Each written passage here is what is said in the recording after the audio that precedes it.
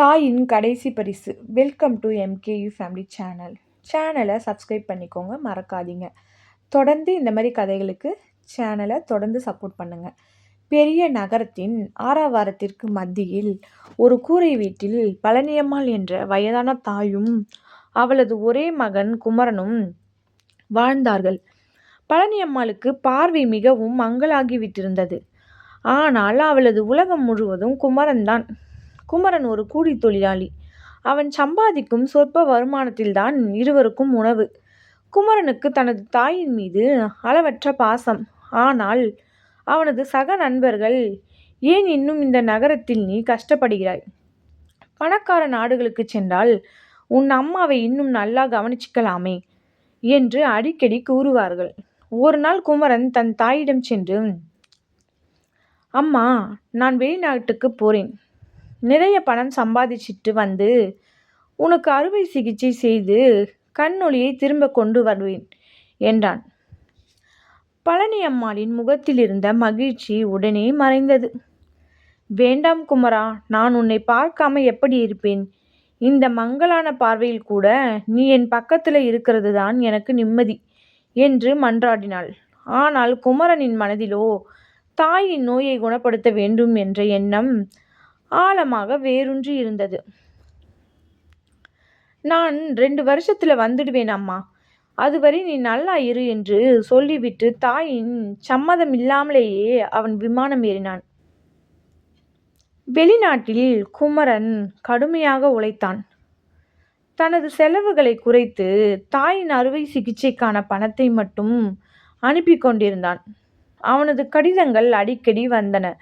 அம்மா, இன்னும் கொஞ்சம் பணம்தான் தேவை, அப்புறம் நான் வந்து விடுவேன். 6 மாதங்கள் சென்றன. திடீரென பழனியம்மாளின் கடிதங்கள் நின்று போயின. குமரன் கவலையடைந்தான். பலமுறை ஃபோன் செய்தான். ஆனால் எதிர்முனையில் பதில் இல்லை. அவசரப்பட்டு தான் சம்பாதித்த பணத்தை ஒரு தொகையாக மாற்றி தாயின் நண்பரிடம் கொடுத்துவிட்டு உடனடியாக இந்தியா திரும்பினான். குமரன் வீட்டிற்கு வந்தபோது வீடு பூட்டப்பட்டிருந்தது.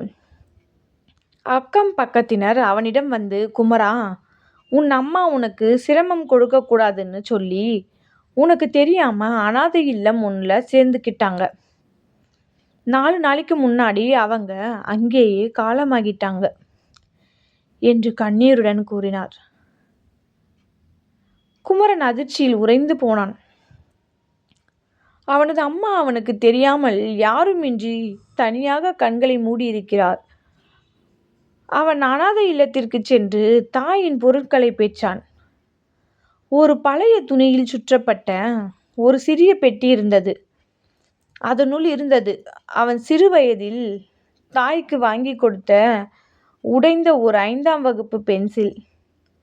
அந்த பென்சில் காகிதத்தில் மங்கலான கையெழுத்துக்களில் ஒரு கடிதம் இருந்தது. அது பழனியம்மாள் கடைசியாக எழுதியது.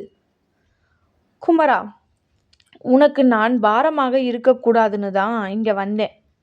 நீ அனுப்பிய காசெல்லாம் பத்திரமா இருக்கு. நீ எனக்கு பணத்தை அனுப்பும்போது அதோடு ஒரு வாரம் கழித்து ஒரு கடிதம் போடுவியே, அம்மா, இந்த வாரம் நான் சந்தோஷமா இருந்தேன்னு. அந்த சந்தோஷ வார்த்தைகள் போதும் எனக்கு. கண்ணொளி இல்லைனா கூட என் உலகமே நீதான். நீயே என் கண்ணொளி. என் கடைசி ஆசை, நீ அனுப்பிய பணத்தை கொண்டு உன் வாழ்க்கையை சீர்படுத்திக்கோ. நீ சந்தோஷமா இருந்தா அதுதான் நான் உனக்கு பார்க்கிற உலகம். உன் தாய் தனது அன்பு மகனின் சுமை குறைய வேண்டும் என்பதற்காக தன்னுடைய கடைசி நேரத்தின் தனிமையை தானே ஏற்றுக்கொண்ட அந்த தாயின் தியாகத்தை எண்ணி குமரன் உடைந்து அழுதான். அவன் வெளிநாடு சென்றதன் ஒரே நோக்கமே பலனற்று போனது. அவன் சம்பாதித்த பணத்தை விட அவனது தாய்க்கு தேவைப்பட்டது அவனது அண்மையும் அன்பும் மட்டுமே. மீண்டும் ஒரு கதையுடன் சந்திப்போம். நன்றி.